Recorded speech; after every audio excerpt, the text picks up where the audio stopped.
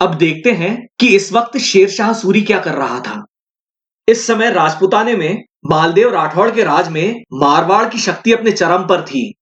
मालदेव ने अजमेर, नागौर और बीकानेर पर भी कब्जा कर लिया था और उसने शेर शाह सूरी के खिलाफ हुमायूं के साथ भी हाथ मिलाया था। इसलिए शेर शाह सूरी ने मारवाड़ पर हमला किया और सन 1544 में मालदेव को सुमेल या समेल के युद्ध में हरा दिया। अजमेर से माउंट आबू तक का इलाका सूर साम्राज्य का हिस्सा बन गया। बीकानेर जोधपुर से फिर से आजाद हो गया और ये दोनों राज्य और लगभग सारा राजपूताना शेर शाह के प्रभाव मंडल में आ गए। मारवाड़ के बाद शेर शाह सूरी ने मेवाड़ की तरफ ध्यान दिया। राणा उदय सिंह ने झगड़ा न करके शेर शाह सूरी की नाम मात्र की अधीनता स्वीकार कर ली। ज्यादातर इतिहासकार इस घटना और ऐसी ही कई अन्य घटनाओं को देखकर राणा उदय सिंह को एक कमजोर शासक बताते हैं, पर ये लोग खुद एक बात नहीं समझते कि एक आम भारतीय कभी भी रणनीति नहीं समझ पाता।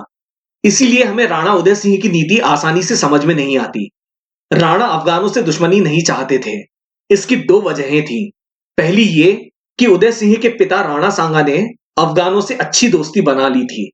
इसकी वजह से खानवा की लड़ाई में और बाबर के खिलाफ संघर्ष में उन्हें अफगानों की पूरी पूरी मदद मिली। दूसरी बात, अफगानों ने तोपों और बंदूकों की तकनीक में महारत हासिल कर ली थी। इसलिए आने वाले समय में अफगानों का साथ बहुत जरूरी था और इसका फायदा राणा प्रताप को हल्दी घाटी और अन्य युद्धों में भी मिला और यह नीति बिल्कुल सही साबित हुई।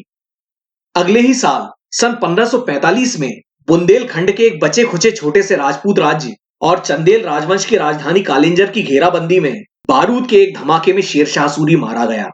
शेर शाह सूरी के गिरते ही उसका सूर साम्राज्य भी टूटना शुरू हो गया। जोधपुर और बीकानेर तो पहले से ही तैयार बैठे थे। मालवा के हाकिम शुजात खान ने खुद को लगभग अलग कर लिया। इसी मांडू के शुजात खान का बेटा था बाज बहादुर या बाज बहादुर। जाहिर सी बात है कि राणा उदय सिंह ने भी मेवाड़ को पूरी तरह से स्वतंत्र घोषित कर लिया। इतना ही नहीं, सन 1557 में अजमेर के सूरी हाकिम हाजी खान से राणा ने रंगराय पातर नाम की एक नाचने वाली मांगी। हाकिम खान के मना करने पर उदय सिंह ने हाकिम खान को हरा दिया, लेकिन सन 1557 में ही राजस्थान में मेड़ता के पास हरमादा के युद्ध में मारवाड़ के मालदेव राठौड़ की मदद से हाकिम खान बच गया और राणा उदय सिंह को खाली हाथ लौटना पड़ा। केवल एक साल का धीरज और उसके फायदे ही फायदे। आप ही बताइए कि क्या यह घाटे का सौदा हुआ? पर राजपूतों की असली समस्या अफगान नहीं बल्कि मुगल थे। सन 1555 में हुमायूं ने 15 साल बाद भारत में फिर से कदम रखा और दिल्ली जीत ली। इससे पहले कि वो कुछ कर पाता, जनवरी सन 1556 में उसकी दिल्ली में मौत हो गई। उसके बेटे अकबर को आनंद फानंद में मुगल सम्राट बनाया गया, लेकिन बचे हुए सूर घराने के राजाओं ने हार नहीं मानी।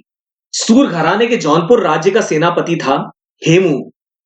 हेमू ने आगरा और दिल्ली मुगलों से छीन ली, लेकिन सन 1556 की पानीपत की दूसरी लड़ाई में वो मारा गया और उसके साथ ही अफगानों का दिल्ली पर राज करना एक बीता हुआ सपना बनकर रह गया।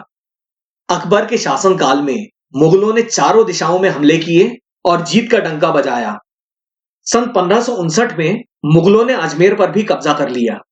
तब से लगभग 200 साल तक अजमेर मुगलों के ही हाथ में रहा।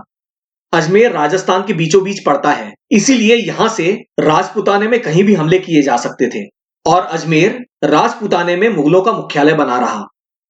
सन 1562 में आमेर के कछवाहा राजा भारमल ने अपनी बेटी का विवाह अकबर से करवा दिया। इससे राजपूतों और मुगलों का रोटी बेटी का रिश्ता शुरू हो गया, जिससे मुगलों के लिए राजपूताना जीतना आसान हो गया। अकबर की छत्र छाया में आमेर का राज्य भी महत्वपूर्ण हो गया, लेकिन राजपूताने में सबसे ज्यादा इज्जत तो मेवाड़ की ही थी, जिसने अब तक कभी भी अपने स्वाभिमान के साथ समझौता नहीं किया था।